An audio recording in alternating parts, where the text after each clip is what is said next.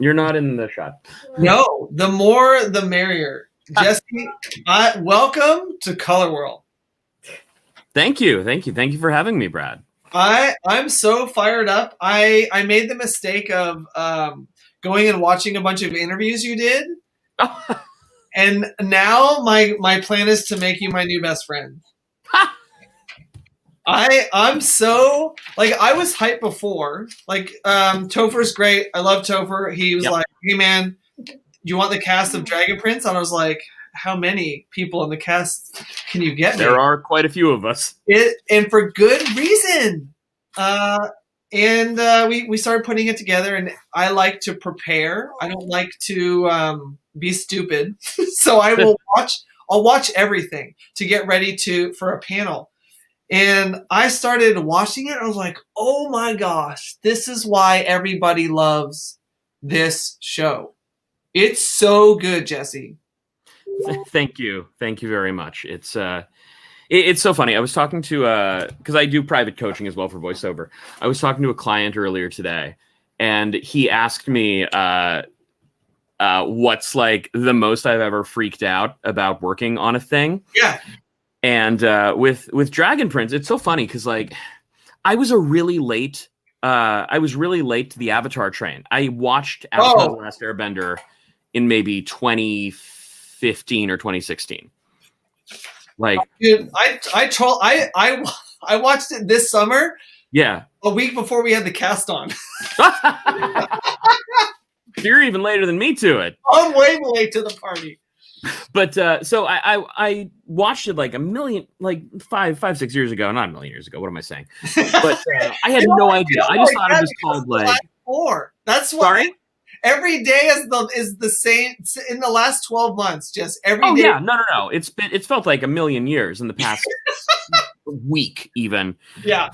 First week of 2021, and here we are. Yeah. But so I get the auditions for Dragon Prince, right? And I auditioned for Soren, of course, clearly. I auditioned for Callum, Viren, and Runan. Did you really? I did. I auditioned for all those guys, and I booked Soren, of course, and my I'm sorry, say again? Thank heaven. Yeah. my agent emails me and says, "Hey Jesse, the guys at production want to send you an email. Is it cool if I give them your email address?" And I was like, "Yes, of course. They're letting me live in a place for another year while I pay rent. Yes, it's great." And I got an email from Aaron A. Haas and Justin Richmond, who are the showrunners, saying thank you so much for being a part of the show. This is all great. This is what we like. This is all good. And I was like, oh, this is nice. I wonder who these guys are. And I tried to time it. I saw you going for a drink, and I thought, I was trying to just keep it. Yeah.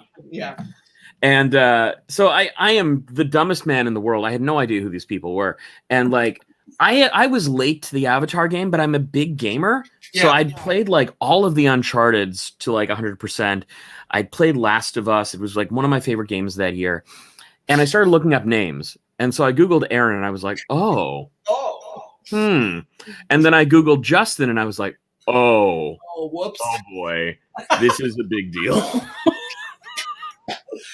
Oh man, okay, I have to ask, man. Yeah. Okay, so I only have you on the hook for 10 to 15. You you just say whenever, okay? Because I'm so hype. I can't even tell you the many. I have a list of rat holes. Jesse, I'm so excited, man. So first of all, I'm first generation American. I'm the child of 2 Canadian immigrants. Oh, one of us. Exactly. And that's what I say every time I get held up at the border. I'm like, guys, let's just be real. My dad was born in Peterborough, Ontario, and my mom grew up in Cambridge. And they're like, dude, you're Canadian. What? Just freaking come home.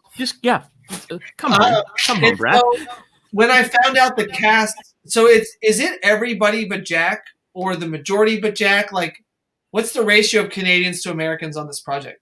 That's a good question. I think it's the majority. Jack is the main American on the. He's our token American. He's a token American. Yeah. Yes. Rena, who plays Janai, is she's Canadian, but she also like half times in Brooklyn. Okay.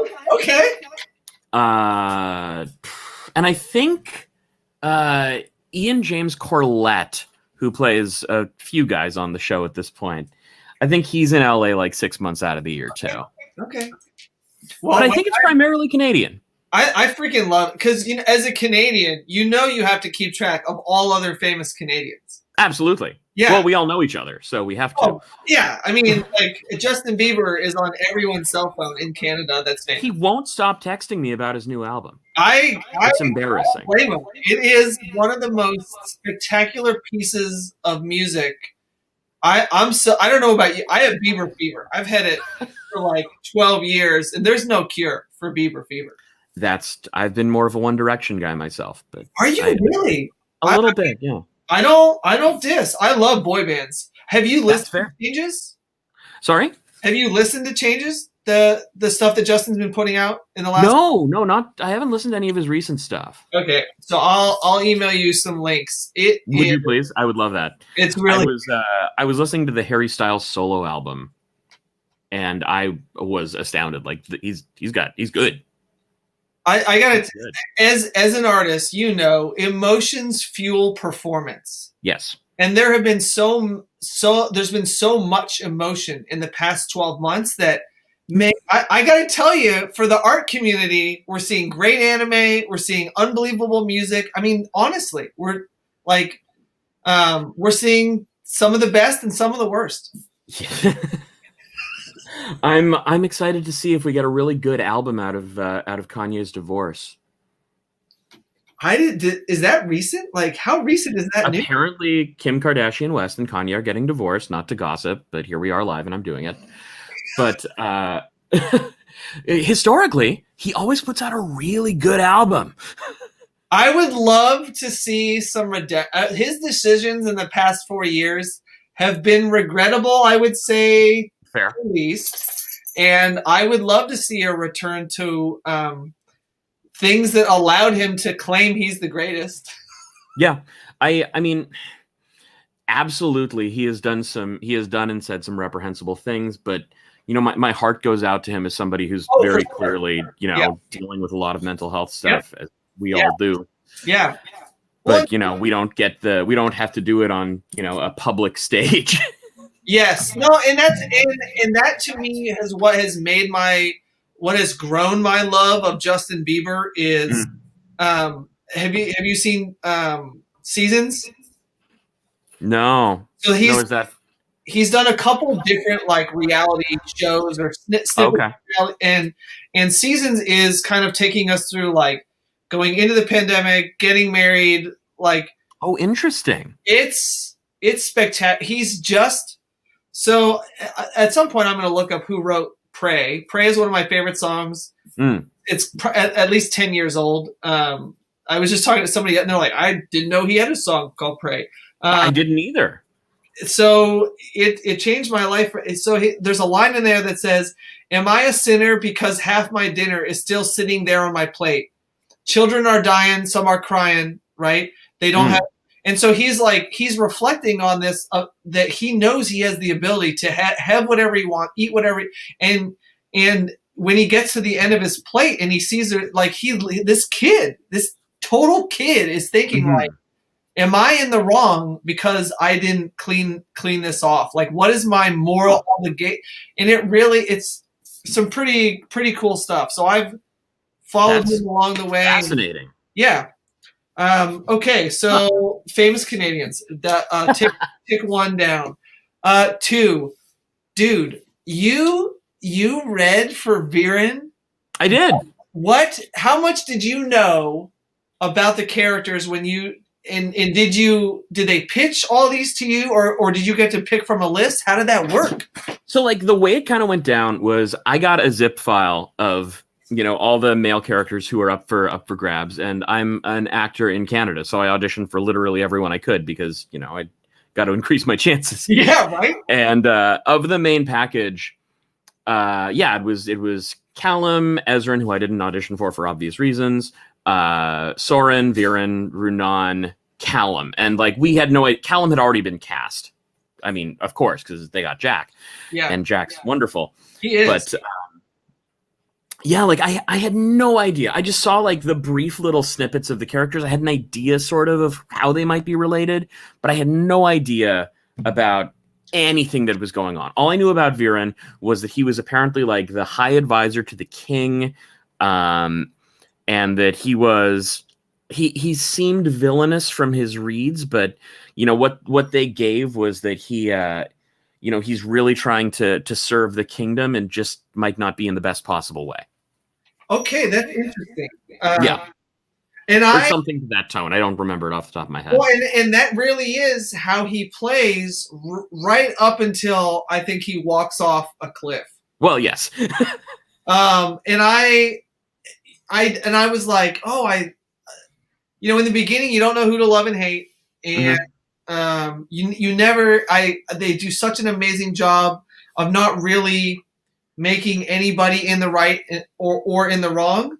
And Viren is the first character where you're like, I'm pretty sure this guy's no good. He's real polarizing. Your character, I love so much. Oh, that's so kind. Thank you.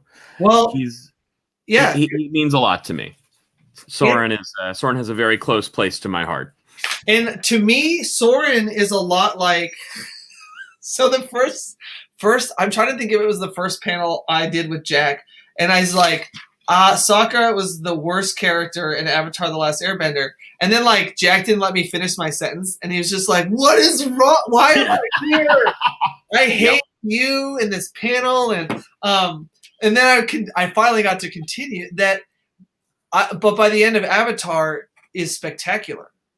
That there's so much growth between the Sokka in episode 1 and the guy that essentially has his dad's trust, and rightfully so. Like we see some really spectacular stuff happen to Sokka, and I honestly I'm halfway through season 2. By the time we have the event on the 22nd and 20th, so for everyone tuning in.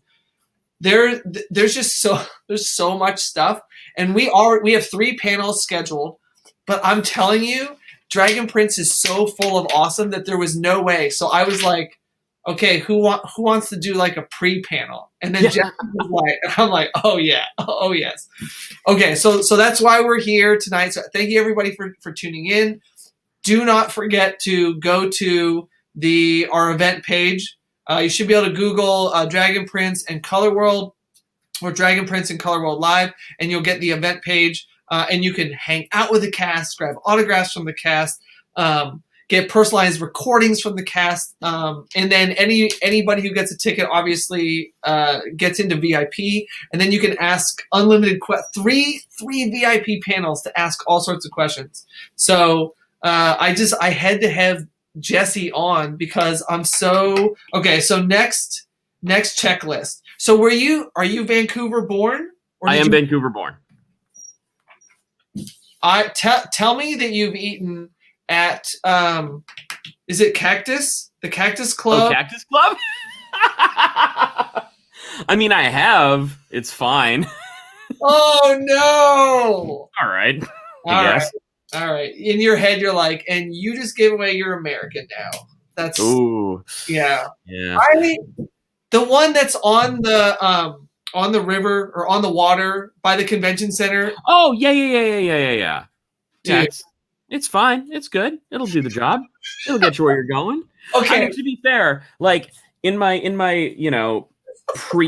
pre-actor life, I was like a bartender and a waiter, and like I did temp work all over the place. And I used to work at the convention center, and part of our like package for working there was we'd get to eat like the meals that they serve for fine conferences and stuff there.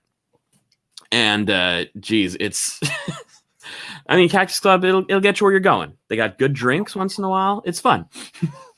That is such a Canadian polite way to diss. So where, for those of us that are gonna, and I can't wait. It is one. In fact, I love Vancouver so much. After the first time I did Fan Expo, I flew my mom in, who was grew up in Cambridge, and we get Canadians back across the board. So I flew my mom in to do the convention with me, to take her to eat at we had the lettuce wraps at the Cactus Club, and sat and looked at the beautiful view on the water. Where should I have taken my mom? Tell me, correct me. Where should I take her? Okay. Vegetarian or ethically raised meat? Cool. I'm a vegetarian. Okay. Myself. Really good smaller options you've got in Vancouver are there's a place right near Main Street SkyTrain station called Virtuous Pie, which is a vegan pizza. Yes, it's great. That is astounding. Yeah, it's so good. Yes. There's like a Chinese fusion place in Chinatown called Bao Bei that was quite good. They've got they're such a funky little eatery. They've got like a little X-Men cabinet in there while you're waiting. Sick. Yes. If you're into like kind of fusion-y sushi, there's like the General Public or what's the other one called? Oh, I can't remember the name of its main restaurant, but the one I go to is the General Public. Oh man, there's we have quite a good food kicking around. First of all, Americans aren't even allowed back into Canada. So there is that, yes. You have time. You have time to think about. It's true. Next time you're up here, you let me know, and I'll point you in some good directions. Oh, dude, I would love to eat at Not the Cactus Cafe with you the next time we have. Because clearly you'll decline that invitation. I mean, I'll go. The drinks are good prices. I'll go. Okay. Let's see. Oh, Filipino. Yes. Do you need me to schedule a hangout with Dante Bosco for you? I have not yet met Dante in like all of our. I think we saw each other once at a convention. It was like a little like walk by, like, yeah, you're like, is a guy nod. Yeah, it was totally like a Filipino guy nod. Just like, yep. But I would love to meet him. I've yet to meet him, and I think we'd get along. I like Rufio. It was really cool. What stuck out to me the most about him coming on was he's as genuine as he comes across. And then two, the Filipino community comes out to support.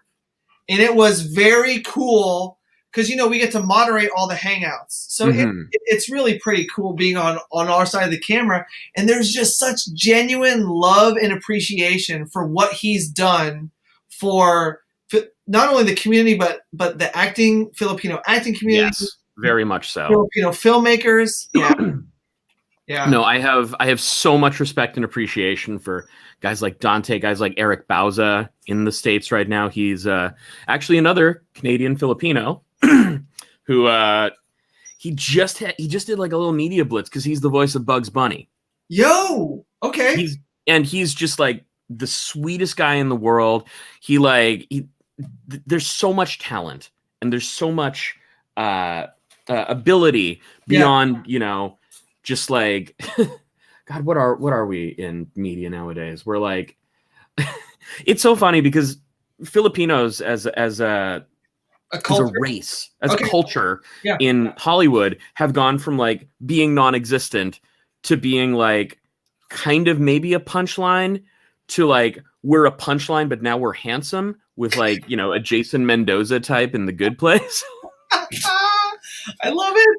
But like that said, shout outs to like Manny Jacinto and Mitch Narito and like the Eugene Cordero, who all are Filipino on the show and got to play Filipino on the show. Because that's always the bit that astounds me, right? Like in my career doing on camera work, I've auditioned for like Filipino maybe twice. Okay.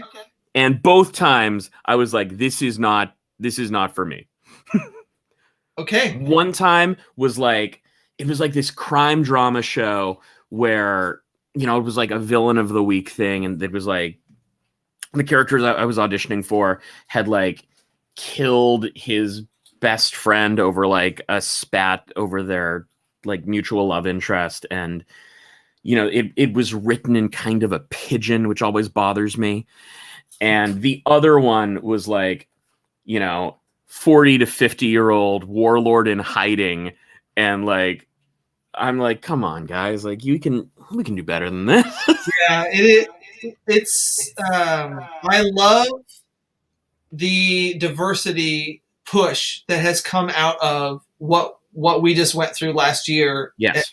And I imagine we're seeing similar things worldwide that we are in the US. So many people of color.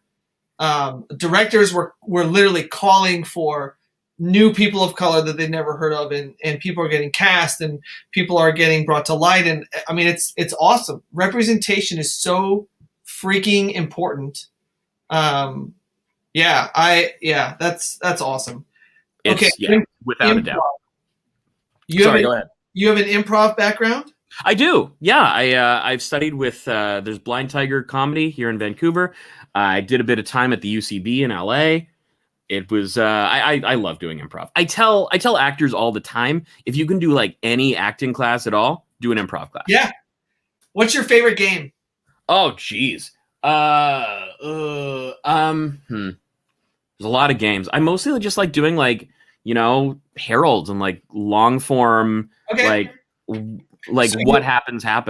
Like you get a place, a thing, and a person from the crowd, and then you go. Is that? Yeah, or even less. Just like I did a show once where the suggestion was like, give us like a song lyric, and I don't even remember what was said, but we just kind of built a 30-minute show out of it. I spent my early years, which was like 30 years ago at this point, comedy sports. Have you ever been to? Yes. Okay, so I loved comedy sports. All my friends that were in theater started getting into comedy sports, and I'm like, I love this thing. I like being funny. I like making people laugh. This is great. And then they were like, oh, the classes are all on Sundays, and I was like, oh, I'm a Mormon. Yeah. I can't. Oh no. So I would go to the comedy sports performances, and they would ask for a volunteer. I'd be like, oh yeah. And then I would do a skit or two, and then one of the times we went into halftime out of the skit, and they're like, is there any chance you could just play the rest of the second half with us? I'd be like, yeah, that'd be great. And then they would switch me back and forth between the teams. Oh, that's great. That's so much fun. I love. What a great opportunity too, just to get up and like play. Yes. I think if I had a shot at a second career, that I felt like I have 5 kids now, and we all know that comedy, you aren't rich in the beginning of being funny, and so I don't know that I would subject my family of 5 to like what it's like to start out when you know what I mean? Yeah, all too well. Yeah. Okay. What's the tooth necklace? Oh, it's not on now. Oh, so did you just like have a tooth necklace for a while? I watched an interview and there's like this tooth. Oh, yeah. I got a lot of necklaces. I like them. So like one day you're like, I need one with a tooth on it. Yeah, I don't even remember where I got that one. I know the one you're talking about. Yeah. I'm like, where did I get that one? That's so I think I stole it from my brother, actually. Yes. Oh my gosh. Okay. Tourettes without regrets. Tell me. I love them. I love them so much. I think they're doing another show now because they've moved entirely online. But for 5 or 6 years in Vancouver, I was part of a Game of Thrones burlesque variety show where I did stand up as Tyrion Lannister because I was the shortest member of the cast. And mostly what I was doing was just ripping on the show because I came to despise it by the end of it. But Tourettes Without Regrets, or I think it's called like the Dusk to Dawn Revival or something now. But it's this wonderful show put together out of Oakland by a gentleman named Jamie DeWolf, who is, and I wouldn't have believed this if he didn't tell me himself and show me, the great grandson of L. Ron Hubbard. Okay. Who has like, who has been like producing films and like teaching kids film. And he's also like this incredible, like charismatic MC and like aggregator for talent and like weird talent too. Yeah. So like your average Tourettes Without Regrets show would be like, you know, rap battles mixed with stand-up, mixed with burlesque, mixed with like sword swallowing, or like, shattering a cinder block on someone. It's like America's Got Talent before. Yeah, but it just so cool. And like, I got to do one big show with them out in Oakland a number of years ago, and it was just such an electric crowd and such a vibrant experience. I miss performing live, man. Yes. Oh my gosh.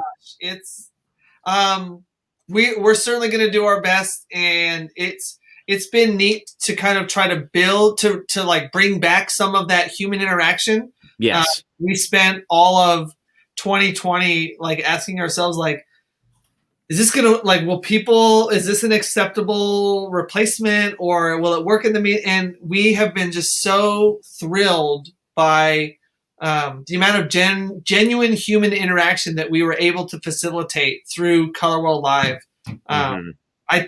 Yes, like we need each other. Like people, we need each other.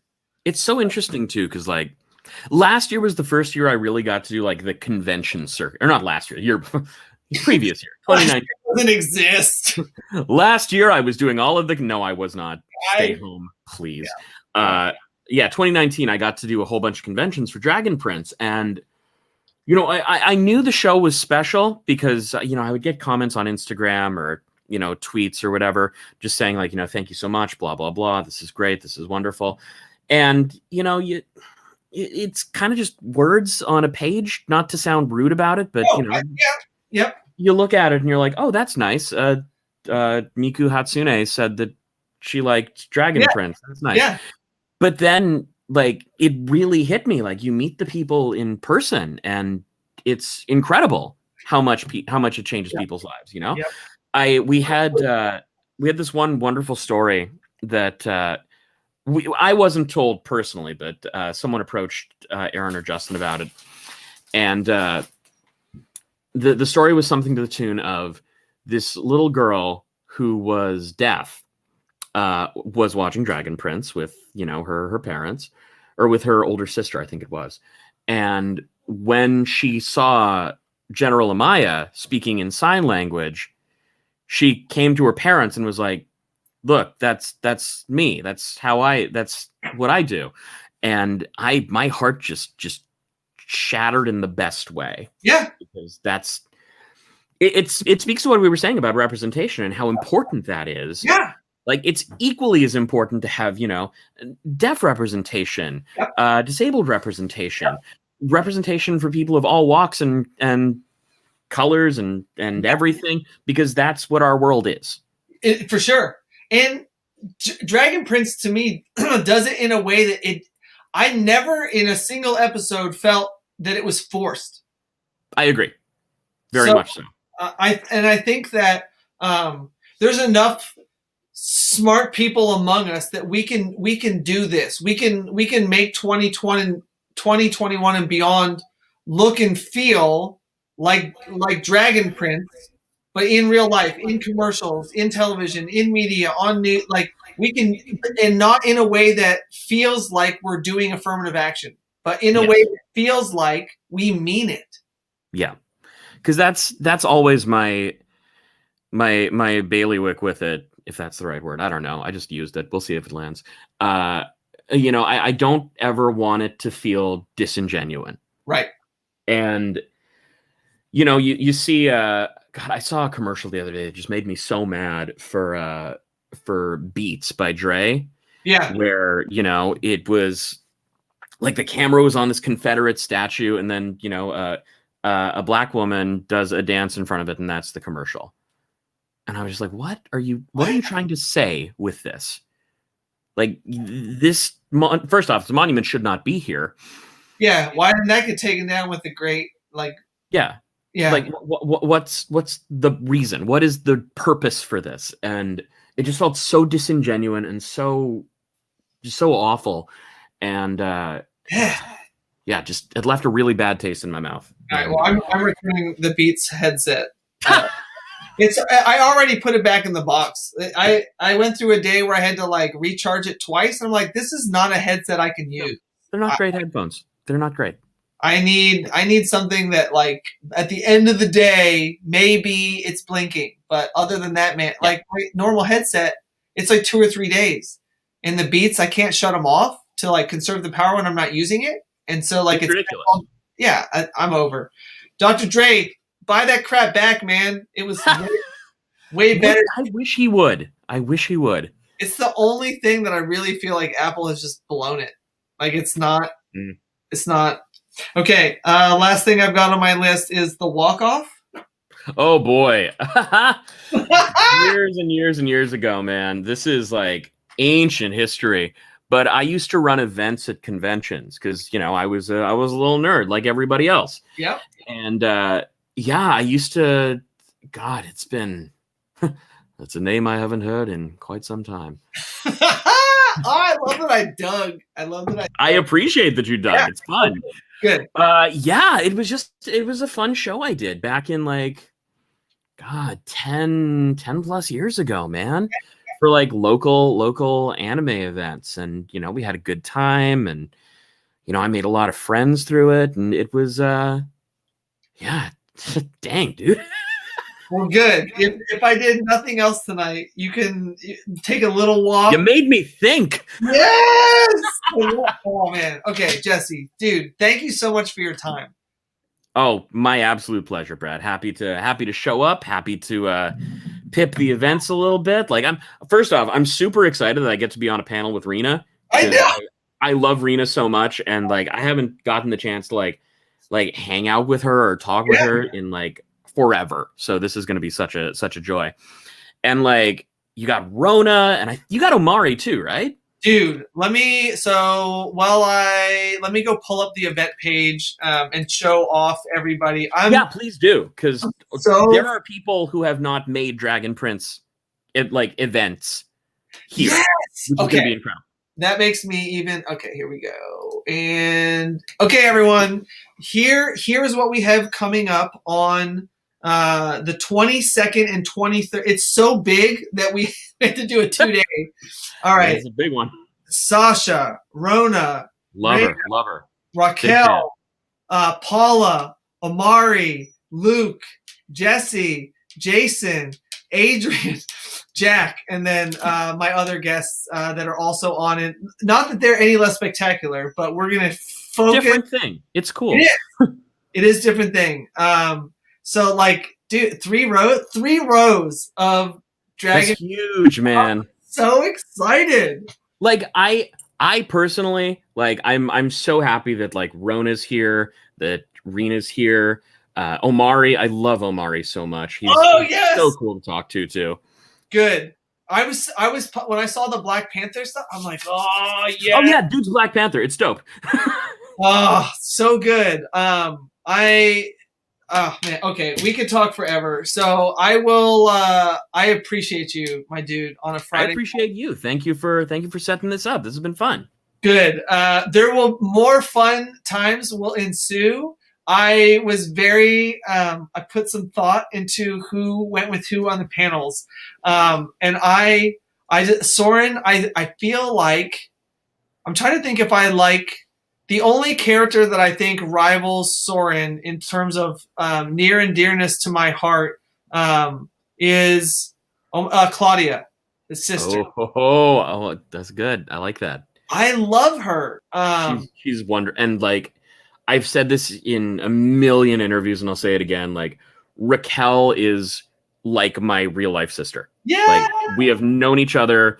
I've probably, of everyone in the cast, I have done the most projects with her.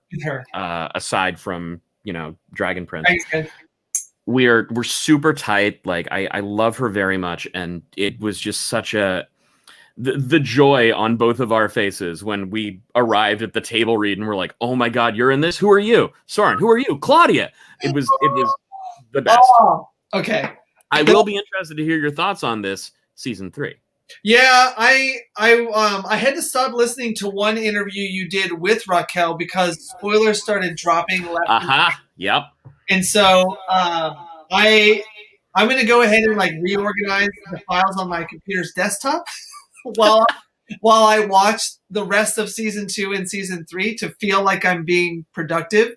That's fair. And is there more past season? Tell me there's more after season 3. There is. Okay, so the graphic novel just dropped last year. That's Through the Moon.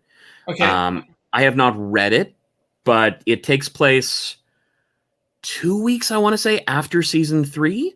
Okay. And I mean, this is the big news that everyone loves: is we were renewed for seasons 4 through 7. So more is coming. I don't know when, but it's going to happen. It will. Man, what it's great. It's unbelievable. It is diversity done probably in the greatest way I can think of. I can't think of a project that has done it so naturally, so across the board in terms of race and the way people see the world and how they look. And I don't know that I've ever seen disability handled so well. I don't think I even noticed until it was, man, a little ways in, and I was like, oh, I like, you know what I mean? It felt so natural. Well, I'll share with you my favorite moment in the entire show. Okay. It's in season 1, so no need to spoil. Nope, I'm it is Amaya at Sarai's grave when she's just talking to her sister. Because, like, the first time I saw that, I don't speak sign language at all. Right. I should, because everyone should, but I'm very lazy and dumb. And I was watching that, and I was just like, I could feel the goosebumps because I knew that this was something really important. And, you know, later on, I saw somebody had translated, and I thought, like, oh, wow, this is really beautiful. But I think what was an even more beautiful choice was just, like, letting it stand without subtitle. Because this isn't for anybody but Amaya and Sarai. Yeah. And I love that choice. Gosh. And that is easily probably, like, that's top 3 moments in the show for me. I love it. Well, I will ask what the other 2 are on the panel. Thank you so much for your Friday night. Everyone, my pleasure, Brad. Go out and get ready, get your tickets, get hyped. Once I start building out the panels, you'll be able to go on YouTube, our YouTube channel that you're watching.